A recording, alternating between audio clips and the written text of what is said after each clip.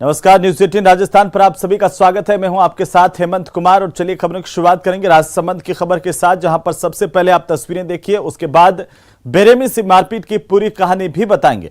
जरा देखिए कि दिन दहाड़े किस तरीके से युवक को बंधक बनाकर के पीटा जा रहा है।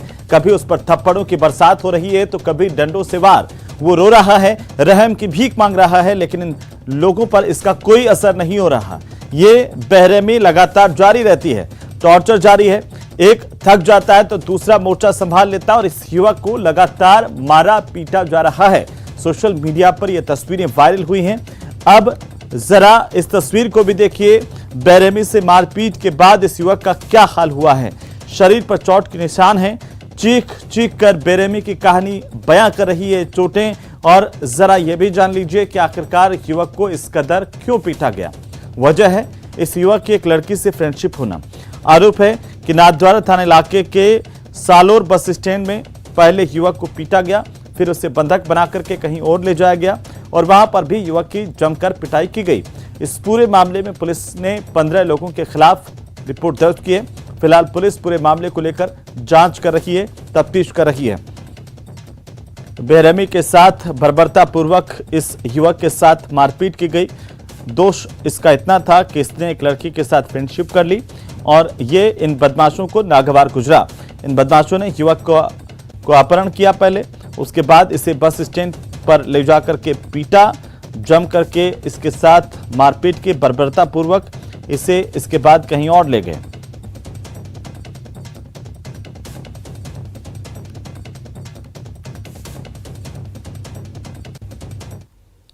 चलिए आगे बढ़ेंगे और अब खबर जोधपुर से है, जहां पर बीच सड़क पर गुंडागर्दी की तस्वीरें सामने आई है। जोधपुर के शेरगढ़ में बदमाशों का आतंक इस कदर है कि बदमाश सरेआम यहां पर वारदातों को अंजाम देने से नहीं चूक रहे हैं। ये बदमाशों की करतूत वीडियो में कैद हुई है।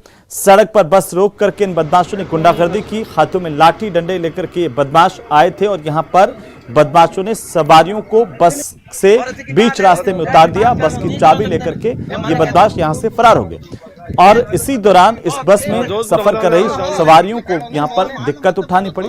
पुलिस ने मामला दर्ज किया है, जांच जारी है। लेकिन बड़ा सवाल यह है कि आखिरकार क्या बदमाशों के हौसले इतने बुलंद हैं कि सरेआम बदमाश इस तरह की वारदातों को अंजाम देते हुए हिचकिचाते नहीं हैं। ज्यादा जानकारी के साथ जोधपुर से हमारे संवाददाता चंद्रशेखर व्यास फोन लाइन पर हैं। चंद्रशेखर, आखिर ये पूरा मामला क्या है और सवाल इस बात को लेकर के भी कि आखिर बदमाशों के हौसले क्या इतने बुलंद हो गए हैं कि सरेआम वो कहीं पर भी वारदातों को अंजाम दे रहे हैं।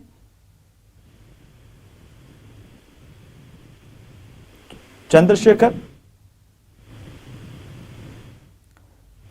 आप मुझे सुन पा रहे हैं? तो लगता है चंद्रशेखर तक आवाज नहीं जा रही है, लेकिन जरा तस्वीरें देखिए कि कैसे एक बस जो यहां पर जा रही थी उसको रुकवाया गया। ना सिर्फ ये कोई ग्रामीण इलाके में बल्कि जोधपुर की तस्वीरें हैं, जहां पर सरेआम सड़क पर दिन दहाड़े बदमाश इस तरह से हथियारों के साथ, लाठी डंडों के साथ में आते हैं। बस के सामने गाड़ी लगाई और उसके बाद सड़क पर ये बदमाश बस को रुकवा करके गुंडागर्दी करने लगे। बाकायदा चेहरे पर नकाब लगाए हुए ये गुंडे तस्वीरों में कैद हुए हैं और आप ये भी देख सकते हैं कि पुलिस की मौजूदगी भी यहां पर है। लेकिन इसके बावजूद ये इस बस ड्राइवर से चाबी छीन करके, बस को रोक करके, सवारियों को सरेआम बस में से उतार करके यहां से फरार हो जाते हैं और पुलिस देखती रहती है। अब सवाल इस बात को लेकर के कि इन बदमाशों के हौसले इतने बुलंद कैसे हैं। चंद्रशेखर व्यास हमारे साथ है, हमारे संवाददाता जोधपुर से। चंद्रशेखर, इन बदमाशों के हौसले इतने बुलंद हो गए हैं कि कहीं पर भी वारदात को अंजाम दे रहे हैं, दहशत फैला रहे हैं। देखिए, जिस तरह से जो शेरगढ़ थाना क्षेत्र में ये जो गुंडागर्दी बीच सड़क पर की गई है, सवारियों से भरी बस को रोका गया, उसके आगे बोलेरो कैंपर लाके लगाई गई। इसके बाद जो है उसमें से बदमाश उतरे और उनके हाथों में डंडे और सरिये थे, जिसके बाद उन्होंने ड्राइवर को धमकाया और सभी सवारियों को जो है गाड़ी से नीचे उतारा और गाड़ी की चाबी लेकर वहां से रवाना हो गए। इस बाबत जो है बस मालिक सिमरत सिंह ने जो है शेरगढ़ थाने में एक FIR दर्ज करवाई है। उन्होंने बताया है कि जो जब्बर सिंह है, जो आदतन अपराधी बताया जा रहा है, इसके खिलाफ एक पूर्व में भी एक मुकदमा जो दर्ज किया गया था, धारा 151 में कुछ दिन पूर्व ही इसको गिरफ्तार किया गया था। और इसके साथ जो थे लोग, उन्होंने बस को रोका और लोगों को धमकाते हुए बस से बाहर निकाला और बस की चाबी लेकर चले गए। जिसके बाद बस मालिक ने जो है दूसरी बस अरेंज करके सभी सवारियों को जो है उनके गंतव्य तक पहुंचाया। लेकिन सबसे बड़ी बात जो है ये जिस प्रकार की गुंडागर्दी की गई, जिस प्रकार की गुंडागर्दी इस वीडियो में दिखाई दे रही है, हाथों में डंडे और सरिये लेकर जिस तरह से बीच राह पर जो है दहशतगर्दी मची गई, कहीं ना कहीं एक कानून। चंद्रशेखर, ये कहीं बाहर की तस्वीरें नहीं, शहर के भीतर की तस्वीरें भी है और एक पुलिसकर्मी भी यहाँ पर दिखाई दे रहा है। इसके बावजूद बदमाश यहाँ से चेहरे पर नकाब लगा करके और दहशत फैला करके फरार हो जाते हैं। अब उम्मीद इस बात की की जानी चाहिए कि पुलिस जल्द से जल्द इन बदमाशों को पकड़े, इनकी असली जगह पर ले जाकर के इनको फिट करें। बहुत शुक्रिया हमारे साथ जुड़ने के लिए, तमाम जानकारी के लिए। और इसी बीच उदयपुर से बड़ी खबर हम आपको बता दें, गैंगरेप का मामला उदयपुर से सामने आया, जहां पर एक महिला ने 4 लोगों के खिलाफ दुष्कर्म का केस दर्ज करवाया है। वीआईपी कॉलोनी में दुष्कर्म करने के आरोप लगे हैं। सवीना थाने में इसे लेकर के मुकदमा दर्ज किया गया है। डीएसपी चेतना भाटी इस मामले की जांच कर रही है। बड़ी खबर इस वक्त की उदयपुर से, बड़ी जानकारी, जहां पर वीआईपी कॉलोनी में गैंगरेप हुआ है। महिला ने 4 लोगों पर उसके साथ गैंगरेप करने का आरोप लगाते हुए केस दर्ज करवाया है और इस पूरे मामले को लेकर के डीएसपी जांच कर रही हैं। चलिए आगे बढ़ेंगे। कोटा के सरकारी स्कूल परिसर में रात के समय में शराब पीने के आरोपों को लेकर के वीडियो बनाना एक शख्स को महंगा पड़ गया और शराब पीने वाले बदमाशों ने दुकान पर आकर के वार्ड पंच से मारपीट की। हालांकि इस मारपीट की लाइव तस्वीरें सीसीटीवी में कैद हुई हैं और इन तस्वीरों में आप देख सकते हैं, जो हम आपको टीवी स्क्रीन पर दिखा रहे हैं, कि किस तरीके से बदमाश यहां पर पहुंचते हैं, दुकान पर खड़े वार्ड पंच राजेंद्र मेघवाल के साथ सरेआम मारपीट करते हैं, वारदात को अंजाम देते हैं। इस मामले को लेकर के राजेंद्र मेघवाल ने कहा है कि उनके पिता राजकीय उच्च माध्यमिक विद्यालय में कार्यरत हैं। 2 दिन पहले करीब 10 बजे स्कूल परिसर में असामाजिक तत्व जमा हुए शराब पार्टी कर रहे थे। सूचना पर पिता के साथ उन्होंने स्कूल जाकर के देखा तो 2 युवक शराब पीते हुए नजर आए और उसी दौरान उन्होंने शराब पी रहे लोगों और शराब की बोतलों का वीडियो बना लिया था। स्कूल में हंगामे की सूचना पर लोगों की भीड़ जमा हो गई और सभी लोगों ने दोनों युवकों को आगे से ऐसा नहीं करने को लेकर समझाइश कर छोड़ दिया था। लेकिन 2 दिन बाद दोनों युवक दुकान पर आए, राजेंद्र मेघवाल के साथ मारपीट की घटना को अंजाम दिया। वो तस्वीरें सीसीटीवी में कैद हुई हैं। सवाल इस बात का है कि ये बदमाश गुंडे जिनको कोई खौफ नहीं है, पुलिस भी इनके खिलाफ क्या कार्रवाई नहीं कर पा रही है? आखिर इनकी गिरफ्तारी कब होगी? और सबसे बड़ा सवाल तो ये कि इनका आतंक इतना है कि ये सरकारी स्कूल में भी जाकर के शराब पार्टी करते हैं और इसके बावजूद इनका कोई कुछ नहीं बिगाड़ पाता। अब इन बदमाशों ने एक वार्ड पंच पर हमला किया सरेआम और उनके साथ मारपीट किए। राजेंद्र मेघवाल के साथ मारपीट की ये तस्वीरें सीसीटीवी में कैद हुई है। कोटा की तस्वीरें हैं, जहां पर कोटा पुलिस पर सवाल खड़े हो रहे हैं कि आखिरकार कोटा पुलिस इस पूरे मामले को लेकर के क्या कार्रवाई कर रही है, क्योंकि कोटा में सरेआम बदमाशों के हौसले बुलंद हैं। तीनों राजकीय उच्च माध्यमिक विद्यालय मंडाना में शराब की बोतलें साथ शराब पी रहे थे। तो मैंने खुद जाके देखा, उनकी वीडियो फोटो तक बनाई और वीडियो बनाई। तो हमने इनको समझाया, घर पे जाके समझाया एक बार तो, मगर दूसरे दिन मुझे मेरे घर में मेरी इस दुकान पर आकर मेरे साथ मारपीट की और गाली गलौज की और जान से मारने की मुझे धमकी दी। उधर कोटा के बहुचर्चित 200 करोड़ रुपए की अपेक्षा ग्रुप चिटफंड कंपनी घोटाला मामले को लेकर के पुलिस ने एक और आरोपी को गिरफ्तार किया है। पुलिस ने वल्लभबाड़ी के रहने वाले जिस हिमांशु विजय को गिरफ्तार किया, वो सीएमडी नामदेव का सीए था और अपेक्षा ग्रुप का सारा कामकाज संभालता था। आरोपी हिमांशु की सलाह पर ही नामदेव ने निवेशकों के पैसों को बिना उनकी अनुमति के एक जगह से दूसरी जगह पर निवेश करने के लिए कंपनियां बनाई थीं। आरोपी हिमांशु कंपनी के डायरेक्टर समेत कई और लोगों का भी मुख्य सलाहकार था। अब आखिरकार वल्लभबाड़ी के हिमांशु की गिरफ्तारी हो गई है। ये देखिए, शिकंजों में हिमांशु ये ठग है।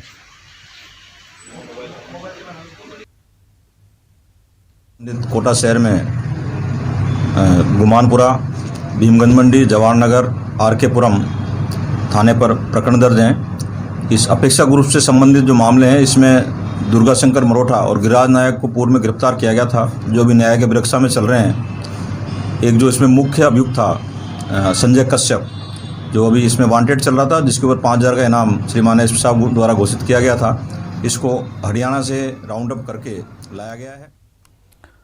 तो जालोर से खबर है, जहां पर भारतीय जनता पार्टी की ओर से जन आक्रोश आंदोलन चलाया जा रहा है। 10 दिनों से यहां पर धरना और प्रदर्शन जारी है। सैकड़ों बीजेपी के कार्यकर्ता पदाधिकारी यहां पर मुख्यालय के लिए रवाना हुए हैं। जिला मुख्यालय पर यह प्रदर्शन आज किया जाएगा। 4 दिन पैदल चल करके 25 जून को जालोर में महापड़ाव डाला जाएगा। बीजेपी को 10 सामाजिक संगठनों का भी इस दौरान समर्थन मिला है। इस महापड़ाव में 25,000 से ज्यादा लोगों के आने की उम्मीद है भारतीय जनता पार्टी को। और आपको बता दें कि महापड़ाव में बड़ी संख्या में लोग जुटेंगे, ये भारतीय जनता पार्टी को उम्मीद यहां पर।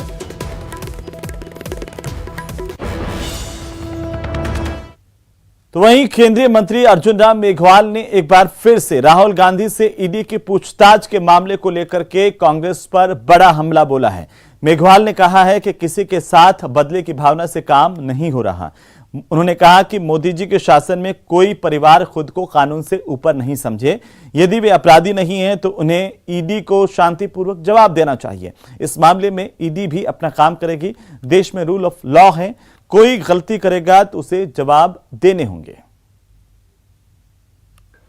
देखिए, जांच एजेंसियों को अपना काम करने देना चाहिए। ये अननेसेसरी का एक प्रेशर टैक्टिस है जो उचित नहीं है। ये सबको पता है कि 90 करोड़ का लोन कांग्रेस पार्टी ने दिया, सबको पता है। ये सबको पता है कि स्वतंत्रता संग्राम के सेनानियों का इस शेयर्स इसके नेशनल हेराल्ड कंपनी के थे उसमें हिस्सा था। फिर 90 करोड़ का लोन दिया, ये भी सबको पता है। लोन माफ किया, ये भी सबको पता है।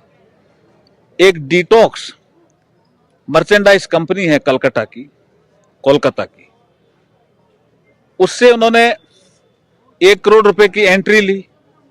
ये तो बताना पड़ेगा ना देश को कि भी 1 करोड़ रुपए उन्होंने किस चीज के दिए आपको। पहले आपने कहा अभी हमने कोई एंट्री नहीं दी, तो फिर आपने 1 लाख रुपए का आपने कमीशन कैसे दिया उस कंपनी को जो मनी लॉन्ड्रिंग का काम करती है। इसका मतलब मनी लॉन्ड्रिंग के केस में आप इन्वॉल्व थे। हमारे अशोक गहलोत साहब कई बार आपके माध्यम से बोलते हैं कि ये नॉन प्रॉफिटेबल कंपनी थी। तो नॉन प्रॉफिटेबल कंपनी को अवैध धन को वैध करने का अधिकार तो नहीं है ना। आपके पास अगर 2 नंबर का धन है तो आप उसको 1 नंबर का कैसे कर सकते हो जी। ये डिटॉक्स मर्चेंडाइज का 1 करोड़ की एंट्री और फिर आपने 1 लाख रुपए उसको कमीशन दिया, इस पे जवाब तो जनता भी मांग रही है और ईडी भी मांग रही है। वो जवाब नहीं दे रहे इसलिए समय लग रहा है। अगर पहले दिन जवाब देते तो कोई विषय ही नहीं है, जवाब देते ना उनको। ईडी हमने तो नहीं बनाया ना, कभी कांग्रेस का शासन था तभी ईडी बना। ईडी में एक प्रवर्तन निदेशालय है। प्रवर्तन निदेशालय के पास मनी लॉन्ड्रिंग का काम है कि अगर कोई अवैध धन को वैध करे कोई भी नागरिक।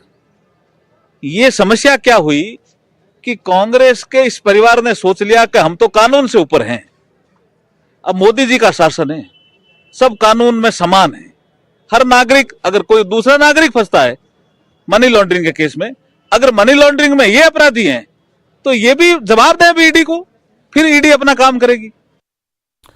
वहीं भरतपुर में बीएसपी के टिकट पर चुनाव जीतकर कांग्रेस का दामन थामने वाले नदबई विधायक और देवनारायण बोर्ड के अध्यक्ष जोगेंद्र सिंह अवाना पर अब बीएसपी ने निशाना साधा है।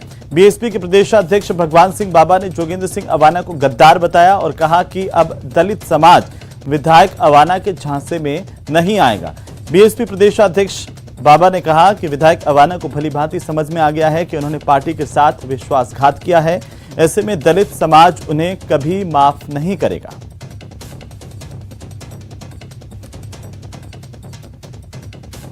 देखिए, मुझे भी एक समाचार के माध्यम से पता चला कि नदवई से जो विधायक हैं जो पहले बहुजन समाज पार्टी के टिकट पर चुनाव जीत कर आए, उन्होंने एक पत्र जो है अपने नेता सोनिया गांधी जी को लिखा है कि कांग्रेस की तरफ से बहन कुमारी मायावती जी को राष्ट्रपति उम्मीदवार घोषित किया जाए। जबकि इस विषय में मैं कहना चाहूँगा ये एक राजनीतिक स्टंट है, क्योंकि जिस प्रकार से इन्होंने बहुजन समाज पार्टी के साथ विश्वासघात किया, जिस तरीके से इन्होंने बहन कुमारी मायावती जी के साथ गद्दारी की, अब 1.5 साल चुनाव में बचा है, तो इसलिए सोच रहे हैं कि ऐसा बयान देकर और अखबार में ऐसी न्यूज़ छपवा करके बहन कुमारी मायावती जी को इस देश का राष्ट्रपति बनाया जाए। ये फिर से जो है चाहते हैं कि बहुजन समाज का जो जाटव समाज है, जिन्होंने बड़ी उम्मीद के साथ वोट देकर इनको विधायक बनाया, उनका वोट दोबारा ले सकें। चलिए आगे बढ़ेंगे। और इसी बीच बड़ी खबर मिल रही है, संकट में आ गई है उद्धव सरकार। इस तरह के कयास लगने शुरू हो गए हैं। शिवसेना में बगावत की खबर मिल रही है। महाराष्ट्र में ठाकरे सरकार पर संकट के बादल मंडरा रहे हैं। शिवसेना के विधायक एकनाथ शिंदे समेत 17 विधायक यहां से गायब हैं, सूरत पहुंच गए हैं। तमाम विधायक जानकारी के मुताबिक कई विधायकों के फोन स्विच ऑफ आ रहे हैं। विधान परिषद चुनाव में करीब 8 विधायकों ने क्रॉस वोटिंग भी की थी। पर्याप्त नंबर होने के बाद भी कांग्रेस उम्मीदवार हार गया था। ठाकरे सरकार को बचाने के लिए शरद पवार मैदान में आए हैं। महाविकास अघाड़ी के सर्वेसर्वा शरद पवार ने एक आपात बैठक बुलाई है। ये बड़ी जानकारी इस वक्त मिल रही है। शिवसेना में बगावत की खबरें सामने आ रही है और इसी बीच खबर है कि 17 विधायक सूरत पहुंच गए हैं, जिनसे संपर्क शिवसेना का नहीं हो पा रहा है। महाविकास अघाड़ी के सर्वेसर्वा शरद पवार ने एक आपात बैठक बुलाई है और इस आपात बैठक में चर्चा होगी। बड़ी जानकारी इस वक्त की महाराष्ट्र से इस वक्त की सबसे बड़ी खबर सामने आ रही है। महाराष्ट्र की सरकार पर अब संकट के बादल इस वक्त मंडरा रहे हैं, ये बड़ी जानकारी। और एकनाथ शिंदे समेत 17 विधायकों के सूरत पहुंचने की खबर मिल रही है। ऐसे जो लोग होते हैं, इस प्रकार के जो मध्य प्रदेश पैटर्न, राजस्थान पैटर्न जो हुआ है जिसमें, ये सभी लोग गुजरात में ही क्यों रखे जाते हैं? ये देश तो बहुत बड़ा है। सूरत में है, मैंने सुना है, हमारा उनसे संपर्क हुआ है, हमारे सब एमएलए वहां है। उसमें से बहुत से लोग जो है वापस आना चाहते हैं, लेकिन उनको वापस आना नहीं दिया जा रहा है। उनकी घेराबंदी की है। ये घेराबंदी सिर्फ गुजरात में ही हो सकती है, क्योंकि वहां किस प्रकार की सरकार काम करती है और केंद्र किस प्रकार से वहां अपना काम कर लेती है, आपको मालूम है। लेकिन जब भी मौका मिलेगा हमारे सभी एमएलए यहाँ वापस आ जाएंगे, क्योंकि वो निष्ठावान शिवसैनिक है। उससे चर्चा चल रही है, माननीय पवार साहब से, आदरणीय पवार साहब से चर्चा है, शुरू है। उद्धव जी से मेरी लगातार बातचीत चल रही है। मुझे इतना ही विश्वास है सब कुछ ठीक हो जाएगा। और जो मंसूबे लेकर अपने आप को किंग मेकर समझकर कुछ लोग जो काम कर रहे हैं, वो सफल नहीं हुआ। तो महाराष्ट्र सरकार में संकट के बादल मंडरा रहे हैं और अब बयान अभी आपने सुना कि तमाम विधायकों के सूरत पहुंचने की जानकारी पार्टी को भी है। पार्टी लगातार उनसे कोशिश कर रही है, लेकिन संपर्क नहीं हो रहा है। तो आपको बता दें कि उद्धव सरकार पर संकट के बादल और महाराष्ट्र में ठाकरे सरकार को लेकर के कई सवाल खड़े हो रहे हैं। शिवसेना विधायक एकनाथ शिंदे समेत 17 विधायक सूरत में हैं और एक नाम जो सबसे ज्यादा चर्चाओं में है वो नाम है एकनाथ शिंदे का। आखिरकार एकनाथ शिंदे कौन है, इस पर नजर डाल लेते हैं। और उससे पहले हमारे सहयोगी अमित राय हमारे साथ जुड़ चुके हैं, उनका रुख कर लेते हैं। अमित, क्या जानकारी है इस वक्त ठाकरे सरकार पर संकट के बादल मंडराने लगे हैं? देखिए, निश्चित रूप से ठाकरे सरकार पे संकट के बादल जो है मंडराने लगे। अभी संजय राउत ने भी जो है चुनाव तौर पे कहना था कि सरकार को जो अस्थिर करने की जो है लगातार कोशिश चल रही है। जिस तरह से एमपी में जो है कांग्रेस सरकार गिराकर जो है बीजेपी सरकार बनाएगी, उसी तरह का पैटर्न जो है यहाँ इस्तेमाल करने की कोशिश की जाए, लेकिन हम ये होने नहीं देंगे। और एकनाथ शिंदे समेत जो विधायक हैं उनसे हमारी बातचीत हुई है। एकनाथ शिंदे की चर्चा के लिए जो है तैयार है और जो विधायक हैं उनमें से कुछ विधायकों का ये कहना है कि हमें यहाँ क्यों लाया गया हमें पता नहीं है। और आज ही मैं आपको बताऊं कि जो शिवसेना के वरिष्ठ मंत्री और उद्धव ठाकरे करीबी अनिल परब, उन्हें भी ईडी का नोटिस देकर बुलाया गया। तो उनका साफ तौर पर कहना है कि आज ही ईडी का नोटिस देना, आज ही विधायकों को गुजरात पहुंचना, देवेंद्र फडणवीस का दिल्ली जाना, कहीं ना कहीं ये संयोग नहीं है, ये पूरी तरीके सोची समझी साजिश है। लेकिन हम सरकार को गिरने नहीं देंगे। शरद पवार भी 12 बजे के बाद दिल्ली में बैठक करेंगे और बैठक के लिए अजीत पवार और जयंत पाटिल दिल्ली रवाना हो चुके हैं। 12 बजे जो है उद्धव ठाकरे भी वर्षा में बैठक अपने सभी विधायकों के साथ निश्चित रूप से कह सकते हैं कि अभी की परिस्थिति देखते हुए महाविकास अघाड़ी सरकार पे खतरा मंडरा रहा है, लेकिन इस खतरे को रोकने के लिए सभी बड़े नेता जो है वो लगातार लग चुके हैं। मैं आपको बताऊं कि एकनाथ शिंदे समेत जो है 25 लोगों के फोन जो है नॉट रीचेबल बताए जा रहे हैं, जिनमें जो है 5 मंत्री भी और एक एनसीपी विधायक टिकराव कोकाटे, उसका भी फोन जो है नॉट रीचेबल आ रहा है। यानी कुल मिलाकर 25 लोगों के फोन नॉट रीचेबल है। 17 लोग जो है सूरत पहुंच चुके हैं। बताया जा रहा है 12 बजे के बाद जो है एकनाथ शिंदे जो है प्रेस कॉन्फ्रेंस करके भूमिका स्पष्ट कर सकते हैं, लेकिन एकनाथ शिंदे को मनाने की लगातार कोशिश की जा रही है, क्योंकि 17 का आंकड़ा बहुत बड़ा होता है। जिस तरह से मैंने आपको पहले ही बताया था कि बीजेपी के पास है 106 सीट थी, उसके बाद जो है 7 निर्दलीय समर्थन किया, 113 हो गए, लेकिन राज्यसभा में उन्हें 123 वोट मिले, यानी 10 वोट ज्यादा, और विधानसभा परिषद में तो उन्हें 134 मिले। यानी जिस तरह से 113 के ऊपर यानी 20 निर्दलीय विधायकों का, छोटी छोटी पार्टियों का समर्थन उन्हें दोनों चुनाव में मिला है, और अगर 20 वोट ये भी मिल जाते एकनाथ शिंदे वाले, निश्चित तौर पर कह सकते हैं कि बीजेपी सरकार बन सकती है। लेकिन ये सारे कयास हैं। अभी जो है मान मनोबल की जो राजनीति है वो लगातार चल रही है। देवेंद्र फडणवीस दिल्ली पहुंच चुके हैं, कांग्रेस की बैठक मुंबई में भी चल रही है, कांग्रेस की बैठक दिल्ली में भी चल रही है, लगातार महाराष्ट्र के हालात पर। जी अमित, लेकिन एकनाथ शिंदे को लेकर के तमाम तरह की चर्चाएं हैं। आखिरकार क्या एकनाथ शिंदे ही इन विधायकों को लेकर के वहां पर गए हैं? देखिए, निश्चित तौर पर एकनाथ शिंदे गए हुए हैं। एकनाथ शिंदे की नाराजगी हमने पहले भी देख चुके हैं। एकनाथ शिंदे बहुत बड़े नेता हैं, कद्दावर नेता हैं। लगभग 25 से ज्यादा विधायकों का उन्हें समर्थन प्राप्त है। आपको याद होगा जब ये महाविकास अघाड़ी सरकार बन रही थी तो मुख्यमंत्री के लिए उनके नाम की भी चर्चा हो रही थी, लेकिन उनका नाम सामने नहीं आया।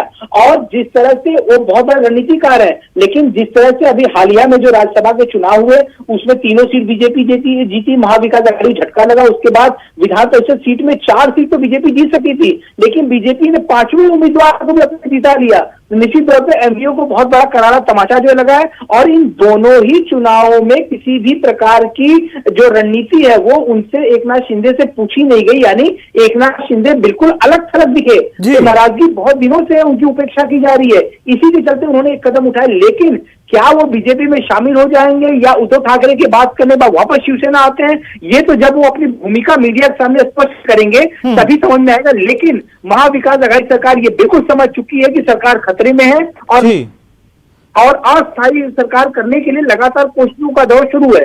लेकिन अमित, जो इस वक्त ठाकरे सरकार और तमाम चीजें, अगर महाराष्ट्र की राजनीति को देखें तो महाराष्ट्र में अचानक से सियासी मॉनसून सक्रिय हो गया है। ठाकरे सरकार पर संकट के काले बादल मंडराते हुए दिखाई दे रहे हैं, और ऐसे में अगर हम बात करें शिवसेना की तो उसके सामने एक सबसे बड़ी चुनौती इस वक्त क्या है?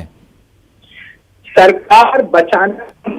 तो पहले कहा कि जब ये पिछले चुनाव में बीजेपी और शिवसेना एक साथ थे तो हमने देखा देवेंद्र फडणवीस मुख्यमंत्री थे, उसके बाद जो अगला चुनाव हुआ दोनों हाथ में लड़े, लेकिन उसके बाद जो मुख्यमंत्री पद की कवायद शुरू हुई कि 2.5 साल का मुख्यमंत्री होना चाहिए, और ये बाला साहब ठाकरे की मूर्ति के सामने उनके कक्ष में ये निर्णय जो है लिया गया था बीजेपी नेताओं द्वारा। ऐसा उद्धव ठाकरे बार बार कह रहे थे, लेकिन बीजेपी इससे इनकार कर रही थी, और इसी जिद में जो है उन्होंने कांग्रेस एनसीपी से हाथ मिलाया, महाविकास अघाड़ी सरकार बनी। लेकिन जिस तरह का मान सम्मान जो है मिलना चाहिए था यहाँ पर एकनाथ शिंदे को, वो नहीं मिला। तो वो तब से अपनी उपेक्षा समझ रहे इस बात को लेकर। कई बार जो उनसे बातचीत भी हुई। एक बार तो ऐसा है कि जब मुख्यमंत्री पद की शपथ लेने की बात हुई कौन होगा मुख्यमंत्री महाविकास अघाड़ी में, तो उनका नाम आया, और ये भी खबर आ रही थी कि लगभग विधायकों को लेकर वो मातोश्री हो चुके थे अपने शक्ति प्रदर्शन करने के लिए, लेकिन बाद में उन्हें मनाया गया, और खुद तो ठाकरे जो मुख्यमंत्री बने इस महाविकास अघाड़ी सरकार में, वो पहले से नाराज चल रहे थे। इस समय जिस जिद की वजह से ये महाविकास अघाड़ी बनी, उद्धव ठाकरे जो जिद रखी थी, तो वो इस सरकार को बचाना ही पड़ेगा, वरना बहुत बड़ी किरकिरी हो जाएगी। और अगर शिवसेना के, मैं आपको बताऊं, 24 गिनाए, 24 सिर्फ शिवसेना के हैं, और शिवसेना के पास जो है टोटल जो है 55 जो विधायक हैं यहाँ पे, जिसमें से एक की डेथ हो चुकी है, तो बचे 54 में से अगर 24 चले जाए, इसमें से विधायक हैं 24, तो शिवसेना पूरी तरह से पार्टी ही बिखर सकती है। निश्चित सरकार ने अस्तित्व को बचाने के लिए, अपनी पार्टी को बचाने, अपनी सरकार को बचाने के लिए उद्धव ठाकरे लगातार कोशिश कर रहे हैं, उनके नेता कर रहे हैं, शरद पवार खुद कोशिश कर रहे हैं, कांग्रेस सरकार बातचीत कर रही है, नाना पटोले जो मास्टर कांग्रेस के अध्यक्ष है वो भी मुंबई पहुंच चुके हैं, बाल सीएलपी का है, मंत्री हैं जो पहले प्रदेश अध्यक्ष थे, उनके साथ अशोक चौहान और बड़े नेताओं की बैठक चलती है मुंबई में। सरकार को अस्थिरता से बचाने के लिए हर एक मुमकिन कोशिश की जा रही है। लेकिन अमित, ये तमाम चीजें कवायद आप देखिए पार्टी के भीतर भी शुरू हो गई है शिवसेना की तरफ से, और ये जो गठबंधन है उसके भीतर भी कि सरकार कैसे बचाई जाए। लेकिन अगर विपक्षी खेमे की हम बात करें, भारतीय जनता पार्टी की बात करें, तो उधर से भी किसी तरह की हलचल की खबर है, कोई बयानबाजी? देखिए, बयानबाजी अभी नहीं आई है, लेकिन बयान 2 बजे के बाद ये खबर आ रही है कि बीजेपी के जो प्रदेश अध्यक्ष है चंद्रकांत पाटिल, वो प्रेस कॉन्फ्रेंस ले सकते हैं, मीडिया से मुखातिब होंगे। और एक और बड़ी खबर, कुछ ही देर पहले देवेंद्र फडणवीस जो है वो दिल्ली के रवाना हुए हैं, आला नेताओं से बैठक करेंगे, और जो उनके केंद्रीय नेता, उनकी भी नजर जो है महाराष्ट्र की इस समय की परिस्थिति में लगातार बनी हुई है। बिल्कुल अमित, चलिए बहुत शुक्रिया तमाम जानकारी के लिए। लगातार अपडेट हम आपसे लेते रहेंगे। सबसे बड़ी खबर है इस वक्त आपकी टीवी स्क्रीन पर। देखो, भाजपा की जो राजनीति है, केंद्र की सत्ता का दुरुपयोग, केंद्र की तपास यंत्रणा का दुरुपयोग और सत्ता से पैसा, और उसमें और सत्ता कैसी कमाना, यही उनकी रणनीति रही है। ये असत्य की तरफ भारतीय लोकतंत्र को लेके जा रही है, और इसलिए सत्य की विजय होगी। थोड़ा सा रहता है धूप छाव, जो निसर्ग का नियम है, उस तरह से परिस्थितियां रहती है, लेकिन ये धूप निकल जाएगी और सब अच्छा होगा। क्या काँग्रेस पार्टीने आपल्या सभी विधायकों को दिल्ली बुलाया? काँग्रेसच्या कोट्यामध्ये बदल झाला, काय गडबड झाली? मी सांगितलं मगाशी, कांग्रेस पार्टी ने अपने विधायकों को दिल्ली बुलाया है। नहीं, आज कोई दिल्ली उल्ली नहीं है। आज मैं खुद ही बम्बई जाकर सभी नेताओं से मैं कांग्रेस के बुलाया हूँ, सभी पार्टी के विधायकों को भी बुलाया हूँ, मंत्री को भी बुलाया हूँ, और वहाँ पे चर्चा करके। तो महाराष्ट्र में अचानक से सियासी चर्चाएं तेज हो गई हैं और इस पर लगातार हम नजर बनाए हुए हैं। बहरहाल रुकेंगे एक छोटे से ब्रेक के लिए, जल्द लौटेंगे।